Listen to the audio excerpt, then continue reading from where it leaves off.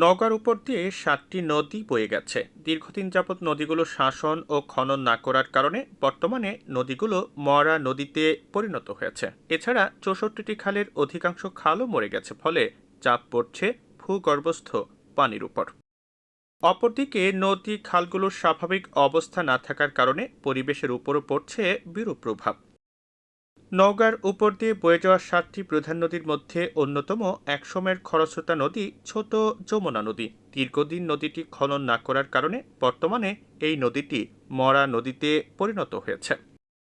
নদীর বুকে কোথাও কচুরিপানা শুকিয়ে রয়েছে, আবার কোথাও পায়ে হেঁটে চলেছে পথিক। নদীর যেখানে হাঁটু পানি রয়েছে সেখানে কৃষকরা ফসল চাষ করছেন। নদীটি বর্তমানে খেলার মাঠ হিসেবে ব্যবহার হচ্ছে। অপরদিকে জেলায় থাকা ৬৪টি খালের একই অবস্থা। ৭টি নদীর মোট দৈর্ঘ্য ৪০৫ কিলোমিটার ও ৬৪টি খালের দৈর্ঘ্য ৭০০ কিলোমিটার।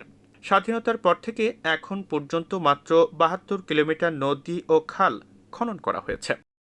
সংশ্লিষ্টরা বলছেন, বর্তমানে খনন করা নদী ও খালে শুকনো মৌসুমে পানি জমে থাকার কারণে অনাবাদি শত শত বিঘা জমিতে নদীর পানি দিয়ে চাষ হচ্ছে ফসল।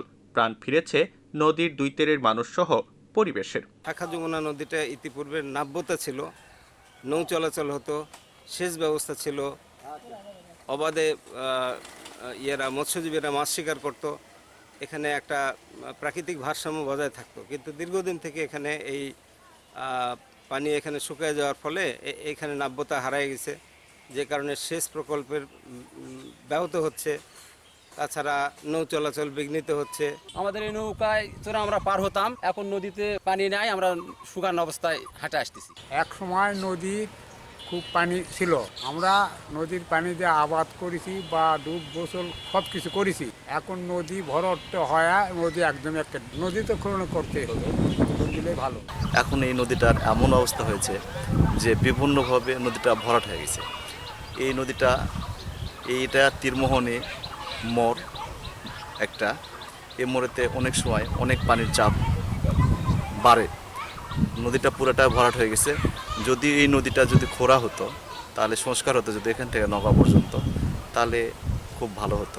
সিএনআইকে কাশিমপুর ইউনিয়ন পরিষদের চেয়ারম্যান বলেন, পরিবেশের ভারসাম্য রক্ষায় নদী ও খাল খনন করার কোনো বিকল্প নেই। আমাদের ছোটবেলায় দেখতাম খুব খরস্রোতা ছিল, সবসময় পানি থাকতো, কিন্তু বর্তমান সংস্কার করার না কারণে দীর্ঘদিন যাবৎ এই নদীতে পানি থাকে না এবং সেচের অনেক সমস্যা হয়, যে কারণে এই এলাকায় মানে খরা বেশি হয় এবং গাছপালা কম। এই নদীর পানি যদি থাকতো, তাহলে এই নদীর পানি এই এলাকার মানুষের জন্য অনেক উপকারে লাগতো। এটা অতি সত্বর একটা সংস্কারের প্রয়োজন। নতুন করে নওগাঁর ৪৮টি নদী ও খাল খননের জন্য আবেদন দেয়া হয়েছে।